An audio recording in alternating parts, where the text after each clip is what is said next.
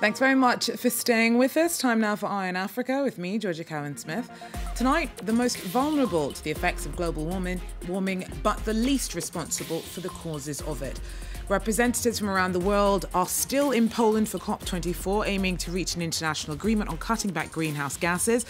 That takes money, and Africa faces huge challenges in maintaining growth whilst also reducing emissions. We take a closer look. And as world leaders are in Poland tackling the growing threat of climate change, Africa expects to suffer the most from rising temperatures, but is the least equipped to fight back. The burning of waste is a key contributor to climate change, contributing up to 5% of global carbon emissions. We take a closer look in Kenya. And France hands over more than 1,000 AK-47s to Central Africa Republic to help its struggling army tackle militant groups that have sprung up since the 2013 civil war. But first, rising temperatures and sea level, food insecurity, extreme weather. Developing countries are on the front line of the implications of climate change. Delegates from Africa at the Cop24 climate summit in Poland say that the continent's the most vulnerable to the effects of global warming, despite being the least responsible for the causes of it.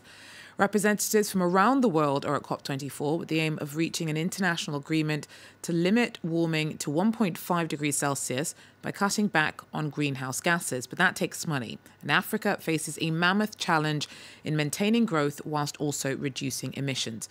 Many nations from the continent need financial help from industrialized nations to help with adaptation and to minimize climate damage. We're joined now by Marcel Allers, who is in Poland. He joins us now. He's from the UN Development Programme's Global Head of Energy.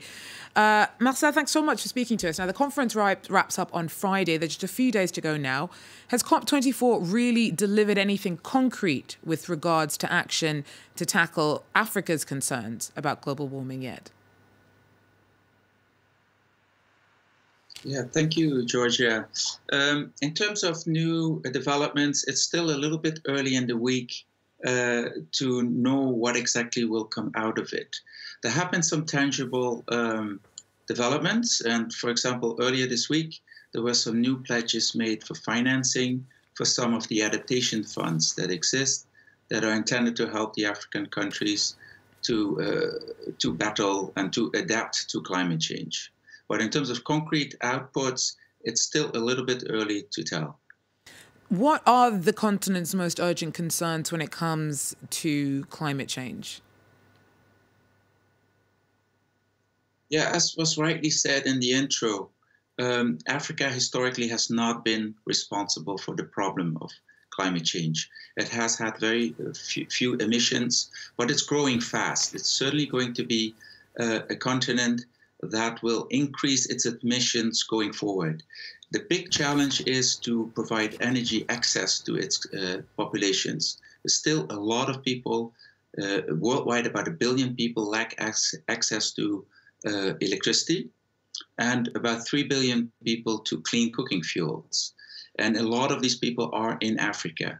So it's going to be a challenge for governments to meet this demand with new and additional access to electricity that's provided from clean sources that do not contribute to climate change and that continue or that stop from continue the emissions in greenhouse gas emissions.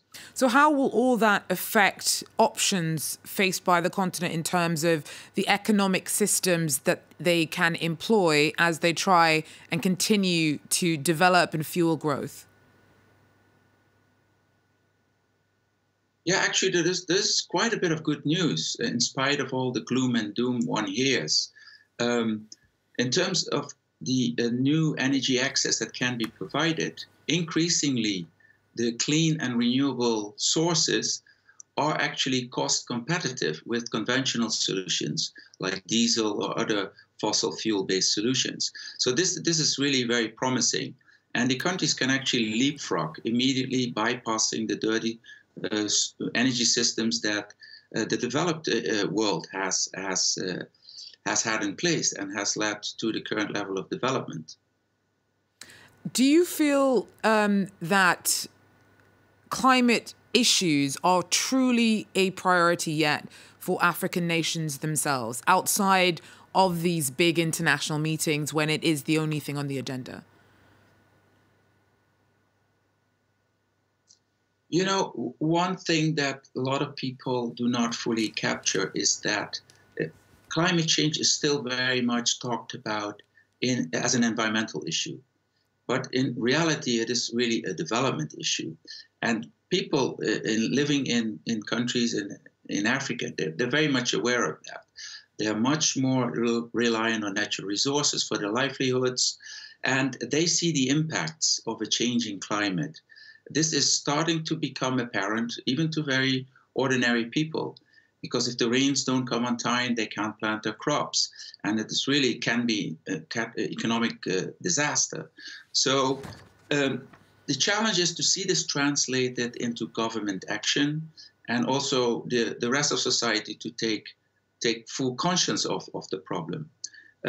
As we know, many of the countries lack capacities, and as was said in the intro, it requires a lot of support from the outside, from the development world, both in terms of money, but also in terms of technology transfer and any kind of other support that can be provided. Thank you very much. Marcel Allers there from the UNDP in Poland during the Cop24 climate summit. Well, the burning of waste is also a key contributor to climate change and contributes about 5% of global carbon emissions, yet is another complex issue to tackle as Africa tries to streamline its climate policies. Clément Bonero tells us more. Piles of waste as far as the eye can see. This is Kenya's biggest landfill. Hundreds come here every day, scavenging for things to sell. I've been living here for 18 years. I have 4 children now, and I work here to feed them and pay for their school fees. Landfills like this one are a common sight in Africa. It's estimated that 20 of the world's 50 biggest dump sites are on the continent. Many African countries lack the money and infrastructure needed to process the huge amount of waste produced by its more than 1.2 billion residents. The urgent problem poses health and environmental risks. Dumping or burning waste directly contributes to global warming. This activist from South Africa says investing in sustainable waste management could help tackle the rise in carbon emissions, as well as be an engine for economic growth and social progress. African countries are facing impacts from climate change, so I feel that there's a need for this dump to be rehabilitated. Since we still facing more and more impacts from climate change. The African Union has called on the continent's cities to commit to recycling at least 50% of the waste they generate by 2023. Currently, Africa recycles only 4% of its total waste. France has handed over more than 1,000 AK-47s to Central African Republic to help its struggling army tackle militant groups that have sprung up over the last 5 years.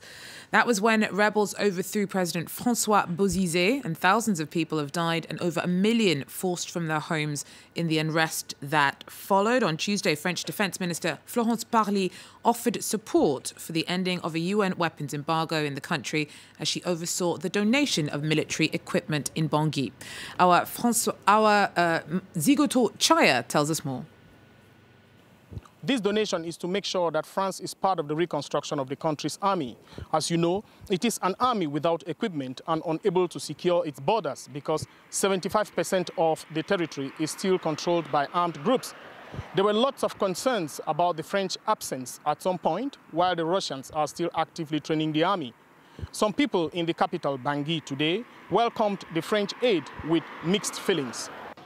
France was involved here a long time ago, but we see that nothing is changing. Since Russia has already begun and France is still here to support us, we want help from all sides for peace to return in Central African Republic.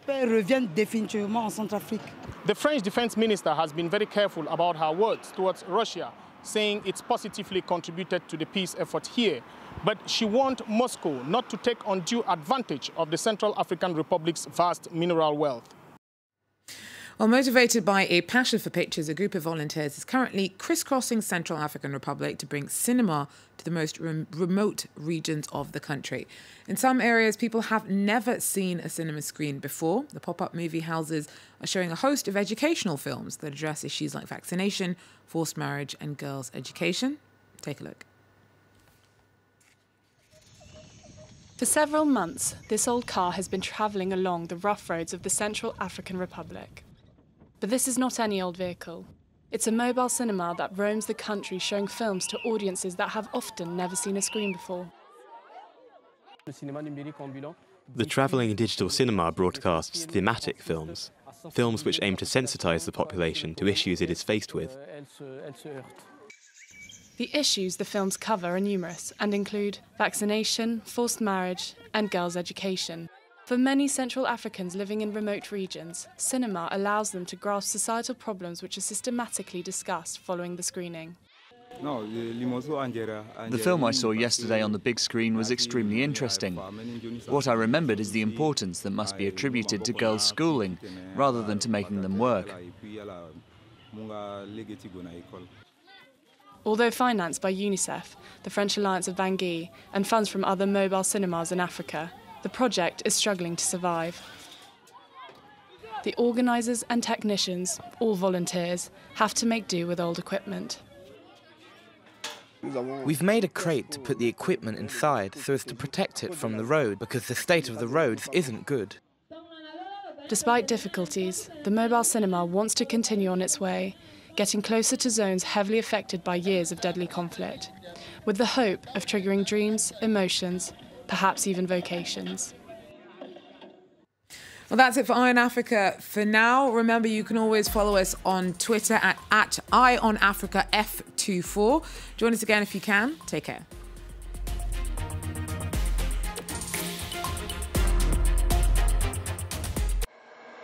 Because a new page of history gets written every day. Because breaking news can't wait. Information everywhere. In all situations. On every subject. Understanding the world. Imagining the world. France 24. A different take on the news.